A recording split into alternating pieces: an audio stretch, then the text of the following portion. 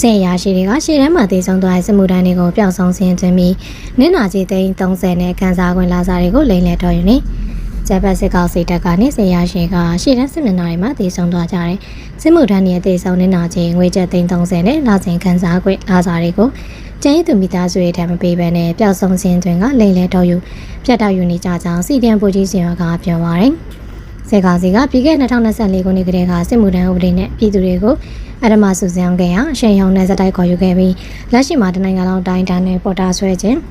လမ်းပေါ်မှာဖမ်းဆီးခြင်းတွေပြုလုပ်ကစစ်မှုထမ်းပတ်စဉ်29ရောက်ရှိနေပြီဖြစ်တယ်။ရှင်တို့အဓမ္မခေါ်ယူခံရပြီးရှေ့တန်းစစ်မြေပြင်တွေကိုဆေးလို့ခြင်းခံရကဒေသတဲ့စစ်မှုထမ်းရေးအတွက်မှာရာနဲ့ချီထောင်နဲ့ချီရှိနေပြီဖြစ်တော့လေ။ဆေးရရှိတွေက၎င်းတို့နဲ့အများစုကိုဒေဆုံးစင်မသွင်းပဲပျောက်ဆုံးစင်သာတွေ့ထားကြတယ်။သို့သောရှိတဲ့မှာတည်ဆောင်တဲ့စမှုတန်းရဲ့ခန်းစားခွင့်တွေကိုတပ်ဆိုင်ရာမိသားစုတွေကိုမပေးဘဲစစ်ရရှိခြင်းတွေကနိုင်ငံတော်ဘတ်ဂျက်တွေကနေစနစ်ကျလိမ့်လည်ထုတ်နေကြောင်းစီဒီအမ်ကိုကြီးစင်ကပြောပါရယ်စစ်တပ်ကပတ်စရီရဲ့ခန်းစားခွင့်တွေကိုနိုင်ငံတော်ဘတ်ဂျက်တွေကနေထုတ်စားနေကြတယ်။ပျောက်ဆုံးစင်သွင်းမိမိလောက်ကမှထုတ်ယူကြတာကာယကံရှင်တွေလည်းရတဲ့သူတော့ရချင်းကြမယ်။စစ်သုံးစိတ်ထုတ်ငွေစင်းကောင်းစင်အောင်မှထုတ်ယူကြလို့ရှင်ပြတယ်။စစ်တပ်တွင်သတင်းမြေတစ်ခုကလည်းတပ်တွင်းခန်းစားခွင့်ကိုရရှိကလိမ့်လည်ထုတ်ယူမှုတွေရခိုင်ကလေးကရှိနေခဲ့ကြောင်းဆေးရရှိချိုးကလူပြိုလူလို့စစ်သားရှိတဲ့မှာတည်ဆုံသွားတဲ့အခါမှာတက်ပြင်ပမှာနေထိုင်တဲ့မိသားစုတွေတန်းကိုအတိမပေးပဲတည်ဆုံနေတာချင်းနဲ့ခံစား권လာစားတွေကိုကိုကျိုးရှာလိမ့်လည်ထုတ်ယူခဲ့တဲ့အစဉ်လာရှိခဲ့မှုကြောင်းရခိုင်ကရင်ကဲ့သို့သောဖြစ်တွေကိုစစ်တပ်အတွင်းရေးယူခဲ့မှုတဲ့တာလကရှိခဲ့ကြောင်းပြောတယ်။လက်ရှိမြန်မာနိုင်ငံအနှံ့ပြားမှာစစ်ရှုံးနေပြီးအင်အားပြုံးတိမှုအလုံးမင်းများပြနေတဲ့စစ်ကောင်စီတပ်ကအရသာပြည်သူတွေကိုစစ်မှုထမ်းပတ်ဆင်လိုက်အတင်းအဓမ္မဖမ်းဆီးစုဆောင်းကရှေ့တန်းပို့ဆောင်နေခြင်းရှေ့တန်းမှာတည်ဆုံသွားပါကလည်းသက်ဆိုင်ရာမိသားစုရဲ့ထံကိုတရားဝင်အသိပေးကြောင်းကြားမှုလုံဆောင်ကြခြင်းမရှိကြောင်းသိရတယ်။ဆက်လက်ပြီးအမေရိကန်နဲ့အစ္စရေးရဲ့တပ်ဖြတ်မှုကြောင့်တည်ဆုံသွားတဲ့အီရန်ခေါင်းဆောင်ဟာခါမီနီရဲ့အတူပါကိုဂျပန်မြောင်လိုက်ရဲ့ကိုယ်စားလှယ်တရားဆန်းတဲ့ပွဲတရားအမေရိကန်နဲ့အစ္စရေးရဲ့လေကြောင်းတိုက်ခိုက်မှုကြောင့်ကွယ်လွန်ခဲ့တဲ့အီရန်နိုင်ငံအမြင့်ဆုံးခေါင်းဆောင်အဓိပတိဟောင်းအလီခါမီနီရဲ့အတူပါခန္ဓာကိုဂျပန်မြောင်လိုက်ရဲ့ကိုယ်စားလှယ်ဝင်ကြီးတရားဆန်းဆောင်တဲ့ကိုယ်စားလှယ်ပွဲတရားခဲ့ကြောင်းယမန်နေ့ဇူလိုင်လ4ရက်နေ့အီရန်နိုင်ငံတီဟီရန်မြို့မှာကျင်းပတဲ့ဆိုမာတူဝါကိုအမေရိကန်ပါဝင်နောက်အုပ်စုနဲ့အစင်မပြေနိုင်ငံတွေကကိုယ်စားလှယ်တယောက်ခဲ့ကြမှာဆီယနာသိမ်းမှုကြောင့်အမေရိကန်နဲ့နောက်စုရဲ့ပဲချင်းချင်းခံထားရတဲ့မြန်မာစစ်တပ်လက်ကိုယ်စားလှယ်အဖွဲ့ကပါတရားလာခြင်းဖြစ်တယ်။အမေရိကန်ပါဝင်နောက်နိုင်ငံတွေရဲ့စီးရေးနိုင်ငံရေးနဲ့စီးပွားရေးအဖိအားတွေနဲ့ရင်ဆိုင်နေရတဲ့မြန်မာချက်ပဲစစ်တပ်ကရင်ကဲ့သို့အီရန်ခေါင်းဆောင်ဟောင်းနဲ့အတူပါကိုတရားခြင်းနဲ့အမေရိကန်ပါဝင်နောက်စုနဲ့ဆန့်ကျင်ဘက်မှာရက်တီချောင်းပြသနေခြင်းဖြစ်တဲ့လူသတင်းတွေကဆိုရင်အသက်86နှစ်အရွယ်ရှိအီရန်ခေါင်းဆောင်အလီခါမီနီကယခုနှစ်ဖေဖော်ဝါရီလတွင်ကဖြစ်ပွားခဲ့တဲ့အီရန်နဲ့အစ္စရေးတို့ရဲ့ပူးပေါင်းလေကြောင်းတိုက်ခိုက်မှုမှာတည်ဆုံခဲ့ခြင်းဖြစ်ပြီး၎င်းဇာပနာခန္ဓာကိုဇွန်လလျက်ကနေ9ရက်နေ့ထိရရှိခြင်းပါကအီရန်နိုင်ငံတွင်ရှိအဓိကမြို့ကြီးတွေကိုရုပ်ကလပ်ကိုလှည့်လည်နေခြင်းဖြစ်ပါတယ်။အီရန်နိုင်ငံကအာဏာသိမ်းမြန်မာစစ်တပ်နဲ့ဆက်ဆံရေးကောင်းမှုရှိပြီးမြန်မာစစ်တပ်ထံကို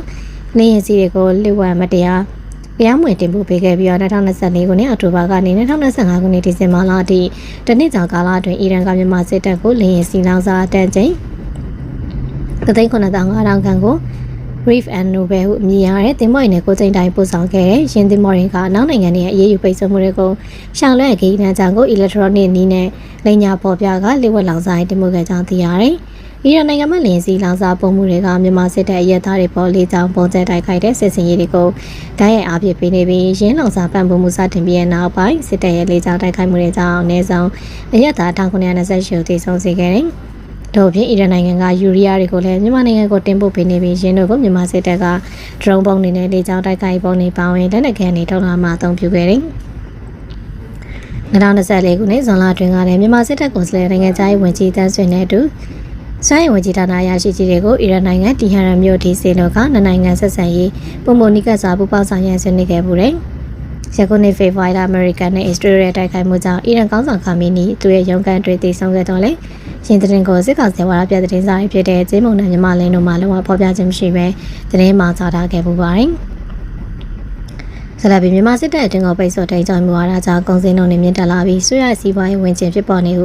LRD ဆွေရစီမံဘဏ္ဍာရေးဒုဝန်ကြီးဦးဆောင်သတိပေးမြန်မာစစ်တပ်ရဲ့တင်းကိုပိတ်ဆို့တိုင်းကြောင့်မြွားတာတွေကြောင့်ကုန်စည်နှုန်းတွေစတိုင်းမြင့်တက်လာပြီးမြည်သူ့ကောင်မှာအကျုံးမပြူတဲ့ဆွေရစီးပွားရေးဝင်ကျင်တရဖြစ်ပေါ်နေကြောင်းမြို့သားဒီမိုကရေစီဖွဲ့ကြောင့် LRD ဆွေရစီမံကိန်းဘဏ္ဍာရေးနဲ့စက်မှုဝင်ကြီးဌာနဒုတိယဝန်ကြီးဦးဆောင်ကလူမှုကွန်ရက်မှာတစင်သတိပေးပြောကြားတယ် လက်တော်မှာလိုအပ်တဲ့ American Dollar ဘိုးဘန်ကရောင်းချပေးရင်မလိုအပ်ဘဲပြင်ပမှာကိုရိုင်းဒေါ်လာရှာဖွေကတွင်းကုန်တင်ခွင့်ပြုရစီးပွားရေးလုပ်ငန်းရှင်တို့ကကြံပြနေတော့လေရင်းနှီးနှံမှာမူလပြဿနာမဖြစ်ရှင်းနိုင်တဲ့ယာယီဖြစ်ရှင်းနေတာဖြစ်ကြောင်းဇန်ကသုံးသပ်တယ်။ဒါကလက်ရှိမူဝါဒကိုတဘာဝအတိုင်းစီစဉ်နေတဲ့အကြောင်းကိုပိတ်ဆို့ထားပြီးဖေးပေါက်ဒီမှာသာရေးစည်းခွင့်ပြုနေတဲ့အခြေအနေနဲ့နိုင်ရှင်ကမူလပိတ်ဆို့မှုကသာပဲရှာမိဖြစ်ကြောင်းရှင်းပြတယ်။ထို့ပြင်ဒေါ်လာရှာပါမှုကိုအကြောင်းပြချက်ဖြစ်အသုံးပြုနေတော့လေပို့ကုန်ရငွေရဲ့ရာဂိုင်နှုန်းတစ်ခုကိုသတ်မှတ်ဈေးနှုန်းနဲ့မဖြစ်မနေရောင်းချခိုင်းတဲ့မူဝါဒပြည်ပမြန်မာလုပ်သားတွေရဲ့ငွေတစ်စိတ်တစ်ပိုင်းကိုပြည်တွင်းသို့မဟုတ်မဖြစ်မနေပြန်လွှဲခိုင်းတဲ့မူဝါဒတွေကြောင့်နှစ်စဉ်နိုင်ငံခြားငွေအများအပြားစနစ်တွင်ဝင်ရောက်နေကြောင်းထောက်ပြတယ်။သို့သောရင်းမူဝါဒရဲ့ကြောင့်ပြည်တွင်းစီးပွားရေးလုပ်ငန်းတွေအခက်ကြုံရခြင်းပြည်ပမြန်မာလုပ်သားတွေထိခိုက်နေတာခြင်းပြည်တွင်းဒေါ်လာရှားပါလာခြင်းငွေလန်းနှုန်းမတည်ငြိမ်ခြင်းနဲ့သွင်းကုန်သားမကပြည်တွင်းထုတ်ကုန်တွေအစိမ်းလုံးတွေပါမြင့်တက်လာခြင်းတို့ကိုဖြစ်စေပြီးသက်ဆိုင်ရာဖွဲ့စည်းတစ်ခုသာအကျိုးရှိစေတဲ့အခြေအနေဖြစ်ပေါ်နေကြောင်း၎င်းဆိုတယ်။ဘသူကမှကြုံမပေးပဲစီးပွားရေးဝန်ကြီးကိုပုံမှုဆိုးစေ policy ဖြစ်နေအောင်မှသက်ဆိုင်ရာ stakeholder တရဲ့အတွက်ဒေါ်လာငွေပုံများစေလို့မပြတ်နိုင်ဘူးလို့ပြောရင်နော်အကြောင်းရင်းကိုနားလည်အောင်စူးစမ်းလို့ရနိုင်သေးတယ်ဒါပေမဲ့ကုန်သိန်းလုံငွေလျှော့စေဖို့ဆိုတဲ့အကြောင်းပြချက်ကတော့လက်တွေ့စီးပွားရေးနဲ့မကိုက်ညီပဲရည်စရာကြီးဖြစ်နေလို့ဦးဆောင်ကဝေဖန်ပြောဆိုတယ်ဦးဆောင်ရဲ့အဆိုအရကုန်သိန်းလုံငွေကိုလျှော့ချလိုပါကတွင်းကုန်ပိတ်ဆို့ခြင်းတဲ့ပို့ကုန်တိုးတက်အောင်ဆောင်ရွက်မိဖြစ်ပြီးတော့ရင်းအတွက်ရင်းနှီးမြှုပ်နှံမှုမူဝါဒစက်မှုမူဝါဒငွေကြေးမူဝါဒနဲ့ကုန်သွယ်မှုဝါဒတို့ကိုပြန်လည်ညှိနှိုင်းကရေရှည်ပြုပြင်ပြောင်းလဲမှုတွေဆောင်ရွက်လိုအပ်ကြောင်းပြောတယ်။လက်ရှိပြည်တွင်းစီးပွားရေးလုပ်ငန်းရှင်တွေကလည်းရင်းမှုဝါဒတွေအားနည်းချက်ကိုမသိပဲမဟုတ်ပဲပြောင်းလဲမလွယ်ကူတဲ့အခြေအနေကိုနားလည်ထားကြောင်းအလဲအလက်ဖြစ်ရှင်းနေကိုသာအကြံပြုနေကြခြင်းဖြစ်နိုင်ကြောင်းလည်းသုံးသပ်တယ်။တကယ်တော့ခုလိုစေးမီတို့နီလန်းနေနဲ့မြန်မာစီးပွားရေးဝန်ကြီးကိုရေရှည်ကောင်းမွန်လို့မရပြဿနာကိုခဏဖုံးထားနေတာရှိပြီးရေရှည်မှာစီးပွားရေးဝန်ကြီးပုံပြီးဆိုးသွားတဲ့ဦးစားကတတိပေးပြောကြတယ်။ဦးစားစစ်တပ်အာဏာသိမ်းပြီးနောက်2021ခုနှစ်ဖေဖော်ဝါရီလကျဖမ်းဆီးခံခဲ့ရပြီးမြန်မာနိုင်ငံဆိုရလေဝက်ချက်ဥပဒေပုံမှ3ကားကြီးနဲ့ထောင်နဲ့3နှစ်ချမှတ်ခံရက2023ခုနှစ်ဇွန်လ2ရက်နေ့မှာရမဲသိန်းကျင်းထောင်ကပြန်လည်လွှတ်မြောက်လာခဲ့ပါတယ်။